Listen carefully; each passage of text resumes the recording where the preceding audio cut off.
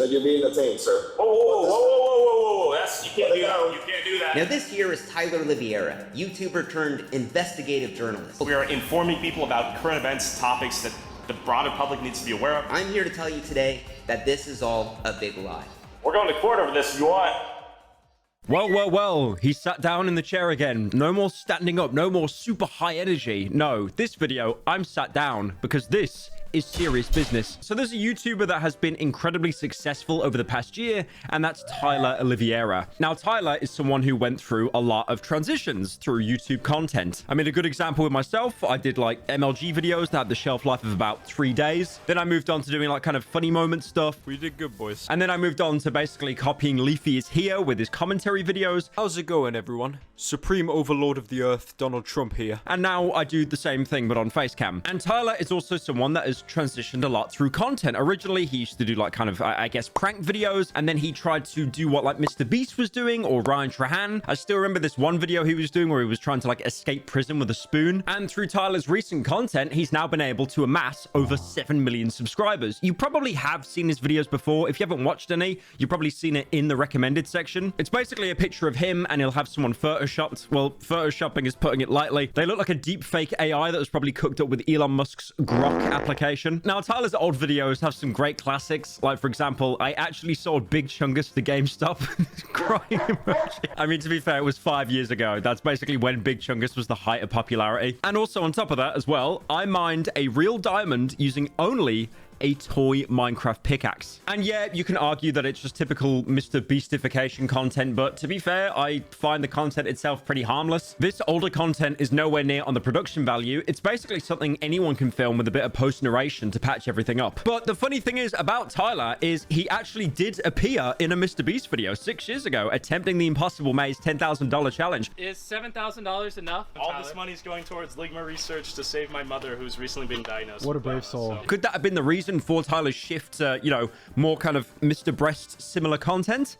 Possibly. He even had some epic YouTube beef with Brent Rivera. If you don't remember that, I actually covered this quite a while ago. I think it was earlier on in the year. But basically, the quick rundown is Brent Rivera is someone who's unanimously known for yoinking content from other creators, whether that being the entire concept, the title, the thumbnail. And Tyler was actually one of these people to go up to Brent in person and confront him. And it was just really awkward. Like there was no kind of like gotcha moment or anything. Hey, go have fun with your 100 subscribers, bud. We get that louder. You don't have a directional mic on my camera? Hey, we're filming our thing. You film yours, okay? Yeah. Let's not be. Okay, that's reasonable. Let's not be disrespectful, okay? I have a question. Yeah. Do you fake your videos? No. Do you think your videos? No. To be fair, you know, like when you think about confronting someone, and I don't know, I see this meme going around a lot. Like you're in the shower having like an argument that like, or a debate that you would win. But then if you apply that to the actual person IRL, and it just becomes a cringe fest. It's horrible. So after the Big Chungus event and the, you know, finding a diamond from Minecraft with a pickaxe, he moved on to different content. This wasn't the current content he does now with the, you know, going around and basically just interviewing people on fentanyl, but he'd do hot topics like, for example, investigating Hitler's death, crossing the US and Mexico border, real life zombies, where he looks into an outbreak of drugs in America called Trank, which is like a mix of fentanyl and God knows what else, and also the most obese city in America. That one's my personal favorite. I'm not going to go into reasons why. It's almost like a rendition of other interview channels, like for example Channel 5, where they just go around and, you know, ask people kind of purposely loaded questions to get a reaction out of them and just to kind of expose how stupid some people can really be. And this kind of like freestyle documentary interview-esque, not really much of a script to work with. These channels are doing incredibly well. I mean, for example, you've got Tommy G, and most of his content is putting himself in danger, either with a gang or watching a police raid happen, and these videos will consistently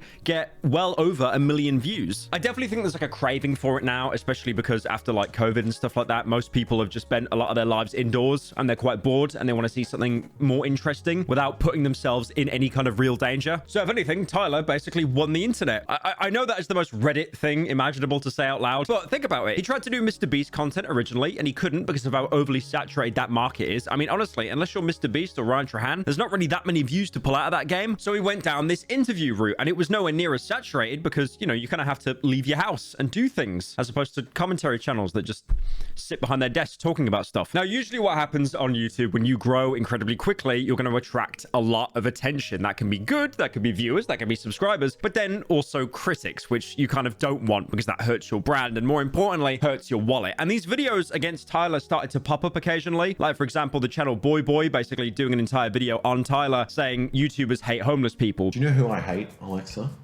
Who? Homeless people.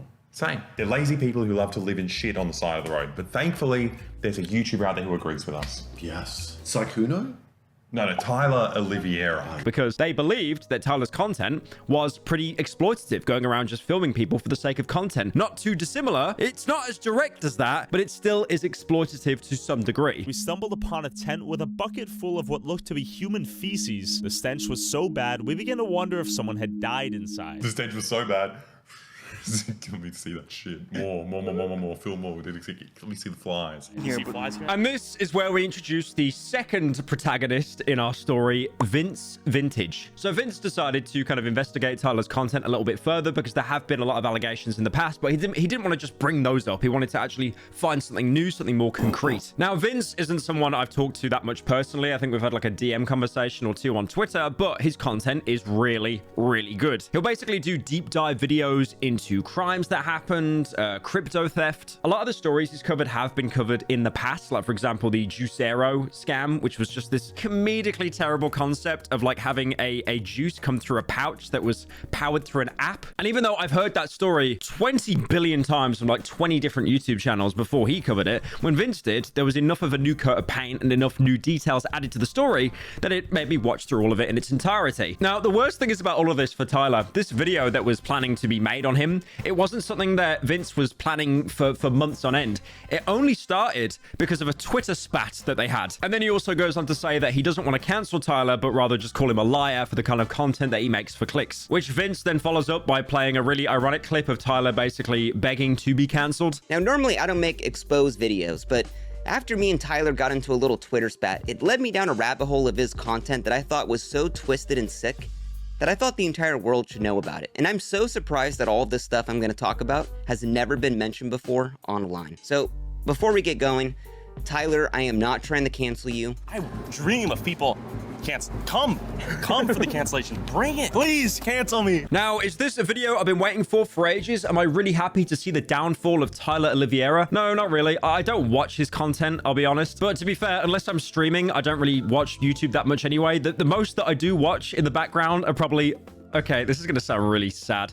Like 100% collectibles to try and 100% a game like Silent Hill 2 or Indiana Jones or something. And then maybe I might have like a video essay playing in the background. I think I was watching something on like Fable 2 the other day. Now, one of the first claims that Vince makes against Tyler, and one of the biggest claims, is a lot of the footage that he uses didn't actually happen in the location of the video that he says is taking place. And as a counter, you could argue, well, okay, yeah, some of the B-roll is from somewhere different. Does it really break the story? Maybe he's trying to, you know, just get a couple more clicks, get a little bit more attention.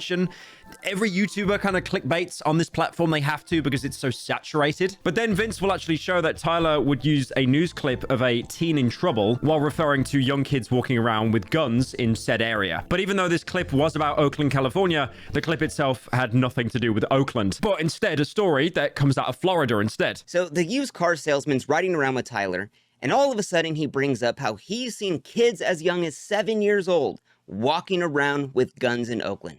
Now that sounds pretty wild.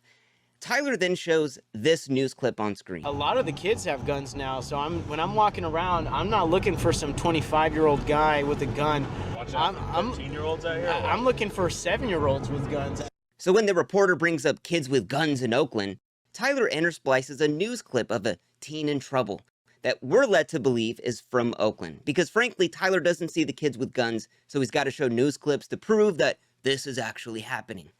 But what if I was to tell you that this news clip he shows as evidence isn't from Oakland, but from Miami, Florida, 2 years ago? Brave statement coming from a British person. I don't think America's a very safe place to live, but to be fair, for the consistency of a story, you should probably always keep the news stories within the state or the county that you're talking about. There was another point he tried to make as well, with people apparently carrying machine guns around in Oakland, only to show the example of a guy with a machine gun in Pennsylvania, not California. He also did a video talking about Memphis being one of the most dangerous places to live in America, and there's actually a news clip that's shown from an instance in Chicago, but it's been cropped out to fit the narrative of the Memphis video. And then Tyler shows this clip, a scary black man with machine gun manhunt in the corner. I believe it's necessary for law-abiding citizens to have the means and capability to defend themselves. As you know, all the criminals out here have guns, so I have no problem with you. And I actually feel safer. Machine guns? And we're led to believe this is actually happening in Oakland. But this clip isn't from Oakland. It's from Pittsburgh, Pennsylvania. Let's go to Tyler's video where he goes to Memphis, the most violent city in America. In the beginning, Tyler shows this clip of two scary black men robbing a car in a gas station, and we're led to believe this is from Memphis. This is Memphis, the most violent city in America. But it's not. It's from Chicago PD, and Tyler even goes out of his way to cut out the Chicago PD in the upper left-hand corner. Now, does this mean that every single Tyler Oliveira video is absolutely fake? These are all hired actors and he's just using a bunch of stock footage and B-roll? No, I think some of them are pretty legitimate, but I do think there's also a layer of embellishing as well. Because unfortunately, even if you're going around with the honest intention to interview people, you might not get the content that you want. So you've got to, you know, do a little bit in post. Does that take away the sincerity of these videos? Yeah, definitely to an extent. There was another example as well when he talked about Chicago and then he shows like robbery footage, but that robbery was actually in Houston, Texas, not Chicago. Again, if you want to make the argument that all of America is cooked, go for it. But then don't target a single state and then use clips from other states to make the narrative that this state is the bad one. There was another clip as well of an argument being made of how bad New Orleans is, but then they didn't even bother to blur out the news footage showing about an instance in New York. New Orleans and New York are not very close to each other, by the way. Now, I'll be honest with you.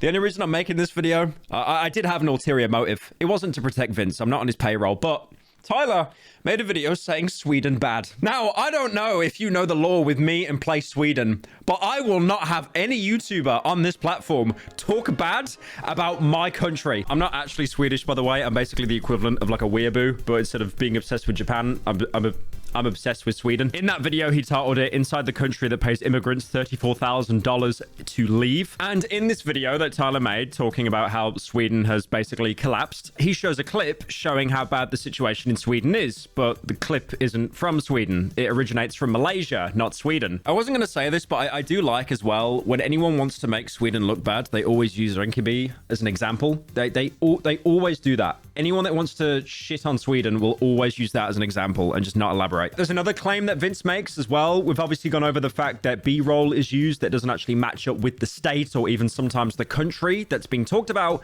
But apparently some of the things that are set within the video as well are purposely placed to create confrontation. Like Vince claims at one point that Tyler would actually bait people into break into his car at a gas station by purposely leaving a PS5 and a PS5 controller on the dashboard of the car, hoping that someone would see it and try to break into it. And then to try and confirm it was Tyler's car, Vince actually compares the license plate of the Kia car containing the PS5 to a parking ticket that Tyler actually gets later on in the video. So we see Tyler vlogging around, and then we see the next shot of this Kia. And if we look on the dash, you can see a PS5 with the PS5 controller. Now in the next shot, we see the same Kia. And if we look on the dash, we can see that same PS5 and the controller. Now, why would Tyler be filming this from far away? Maybe Tyler was trying to bait someone into breaking into this car. How could we know that that's Tyler's car? Well, later on in this video, Tyler gets a parking ticket. Well, if you look at that parking ticket a little closer, oh, we could see it's the same license plate that is on the car at the gas station. So Tyler went to the store, bought a PS5, put it on the dash, left his car out, and hid out in a little bush trying to capture someone breaking into his car. Tyler also made another video where he explored the murder capital, claiming that his guide was nowhere to be found, only for Vince to point out that the tour guide was actually clearly in the video, just purposely not shown on camera. Or a black truck passing by that apparently had bullet holes on it. But Vince points out during his research, he found out that those vans are actually owned by a company called Beryllium, and they used to be from another company called Guardsmen that were red. And what might have actually happened is these trucks were originally red, but then they were wrapped in black. Hence why you can still see some of the red on them. There's another instance that Tyler claims as well, that he's basically found a brothel where people are human trafficked, except it's pointed out to be a restaurant. Later on in this video, Tyler is walking around the street of all of the escorts, ladies of the nights walking around. And then Tyler sees this restaurant. And Tyler says this. A lot of prostitutes out here. This is one of the hotels where the ladies get brought to have sex with the customers, the Johns.